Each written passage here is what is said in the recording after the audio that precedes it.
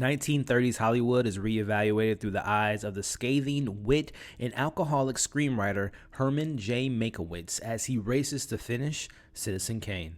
Hey, how's it going, everybody, and welcome back to my channel, Movie Files. I am here today to share with you all my thoughts, my review for the new David Fincher biographical drama, Mank, which is coming to Netflix this Friday, December 4th. Very excited to let you all know what I thought about this movie, and if you should check it out in this spoiler-free review. Before we dive into the details, as you can see on the screen now, make sure you're following me on all my other social media accounts. That way you can stay up to date on what's going on over here at Movie Files. If you are new to the channel, welcome to the community. Consider subscribing to the channel and hit that notification bell. That way you don't miss my movie reviews, TV coverage, live streams, all the fun things we do on this channel. It would mean a lot to me if you all can share this video and give it a thumbs up. It helps out the channel, but I also really appreciate it. And in the comments, let's discuss Mank. Let's discuss your positives, your negatives, your overall thoughts. Share your favorite David Fincher film in the comments. I'll share mine at the end of this video, but let's have some great discussions in the comment section. So Mank, very excited for it. I've been hearing how great it is. I finally got to check it out, and I'm so excited to break it all down. But before we dive into it,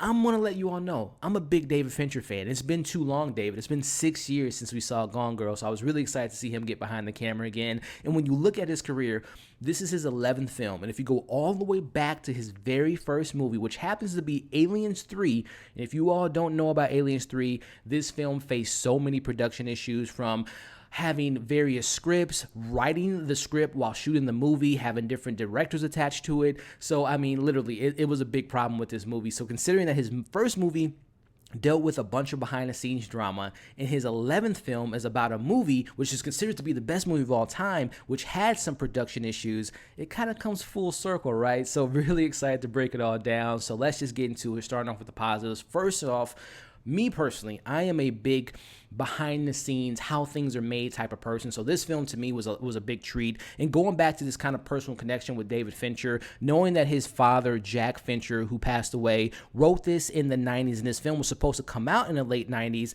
and kind of seeing this being brought to life now with David Fincher directing it, and knowing that this is a movie about the considered to be the greatest movie of all time in Citizen Kane is just a fascinating idea, just in general for me personally. When you look at the recreation of the 1930s into the 40s in this old Hollywood, in the inner workings of the studios, how they were ran, how pictures were made, and how writers like Mank became a big Hollywood star. So again, just going back to the making of the recreation of the 1930s and the 1940s, seeing the dynamic of the studios, how they were ran, how pictures were made, was just a really fascinating thing for me personally. Transitioning to the actual story, the film takes place and shows you the journey of Mank and how Orson Welles and him came up with Citizen Kane, and where the story was rumored to have come up to be, and getting these various flashbacks of how they made the film was just really kind of interesting how they told the story. And David Fincher does that pretty frequently with a lot of his films, where he'll give you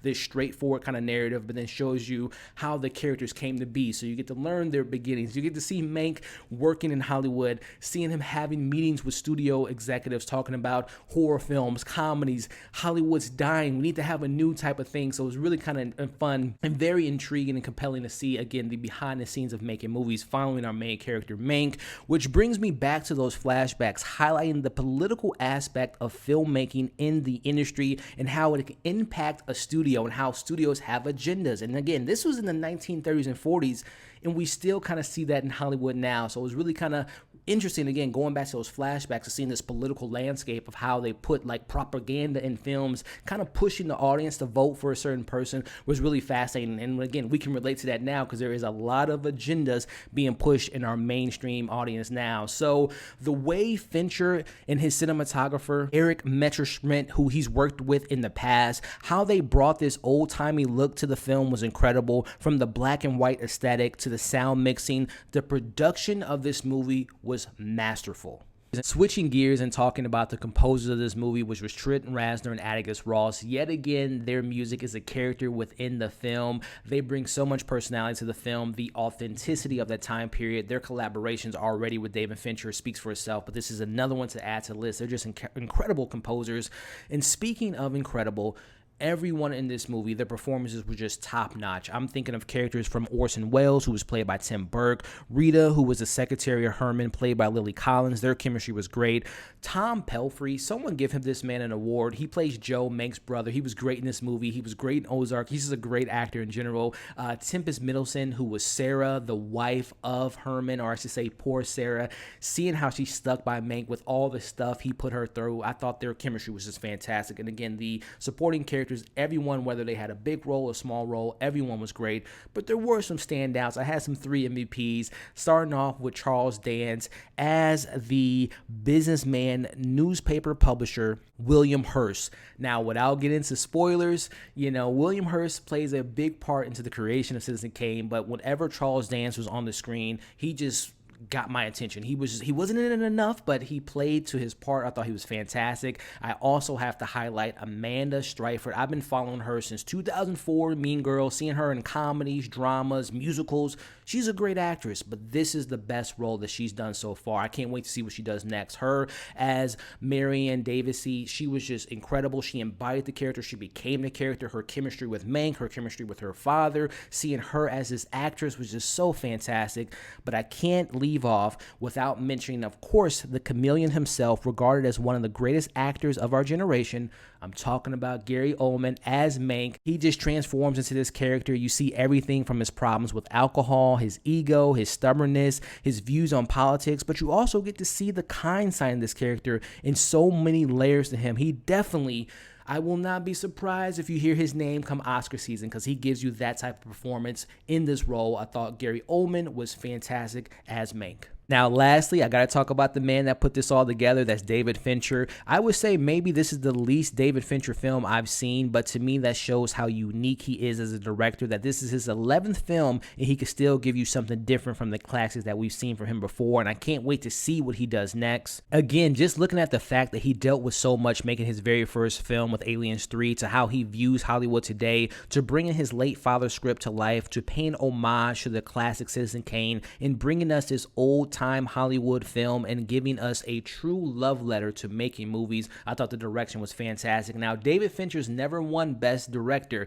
I don't know, he might be in the running for Best Director and may even win, because, Hollywood loves movies about how movies are being made. So we'll see what comes Oscar season for David Fincher. But again, great direction, great acting, the production, masterful. But I do have some criticisms with Mank, starting off with probably my biggest thing for me was emotional connection. Again, I think when it comes to David Fincher, this film to me reminds me a lot of Social Network, which is, I'll talk a little bit about later, but Social Network, the creator of Facebook, right? We're following this bigger-than-life character. In this film, we have Mank, this bigger-than-life, screenwriter, the smartest person in the world. It's really kind of hard to relate to Mank because, again, he has so many different layers and just so much going on within this character that it was just really kind of hard to use Mank as our way of getting into the story. And in general, when it comes to the characters, you're talking about Hollywood stars, executive producers, businessmen. It's just hard to kind of grab and gravitate to a character. They're all just so bigger than life that it's just hard to resonate to this particular story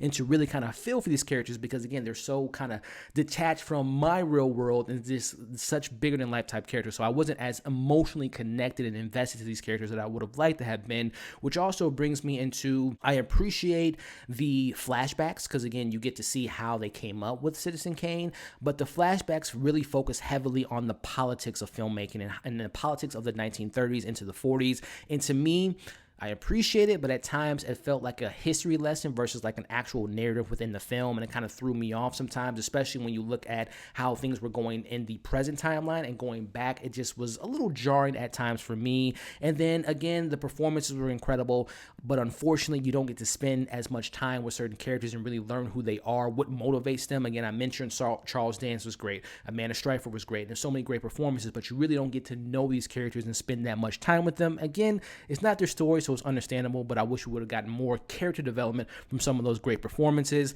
And then when it comes to just kind of my personal taste, It took a while for me to get hooked into the film. I found the second and third act to be the most compelling and the most strongest aspects of the movie, where the first half, you're literally thrown into this mix. There's a lot going on in this movie. Again, flashbacks, political things, behind the scenes. So the first half, first like 30 minutes was just like, it's not hooking me. But by the time we get into the second and third act, it really kind of picks up. But that first act wasn't as strong as the second and third. So one thing that I will say, and this isn't really a negative and a positive, but I'm really interested to see how the general audience is going to accept this film, because again, this is a very kind of niche film. It's about filmmaking. It's about the olden Hollywood system, and I don't know if a lot of people will be interested or fascinated with that. So I'm really excited to see what people say about this film come this Friday. So before I give you my overall thoughts, my score, let you know if it's worth checking out, make sure if you haven't already to like this video, give it a thumbs up, share this video, leave your thoughts in the comments below. Of course, subscribe to the channel, hit the bell so you don't miss any of my other content. With that being said, let me give you all my overall thoughts.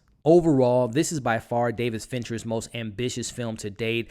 Gary Oldman continues to prove why he's one of the best to ever do it. The entire cast truly embodies their characters. The entire production of this film deserves praise, and I love how this film allows us to see how movies were made back in the old Hollywood system. Unfortunately, the film didn't have many characters that I personally connected to, and at points I felt like the film was a bit of a history lesson involving the politics during this time period. But at the end of the day, I feel like true film historians and cinephiles will label this as a masterpiece in filmmaking, and the casual audience would say that the film is just probably just okay. But for me personally, I kind of land right in the middle, and I'm going to give Mank a solid 4 out of 5. I definitely recommend you all give this watch just based on the production and the performances alone. So when it is available on Netflix December 4th, give it a watch. And when you do, let me know what you all thought of the film. I talked about it up top. I'll have to say my favorite David Fincher film is Gone Girl, followed by Social Network. And after maybe some rewatches of Mank, that might come up to my top tier of David Fincher's films. But again, let me know your thoughts on Mank. Let me know your favorite David Fincher film. Once you've seen the movie, again, your pros, your cons, your overall thoughts. Let's have a great discussion about it. As always, make sure to like this video, share this video, subscribe to the channel, hit the bell so you don't miss any of my other content. Hope you all enjoyed this review. Hope you're staying safe, and we'll see you on the next video.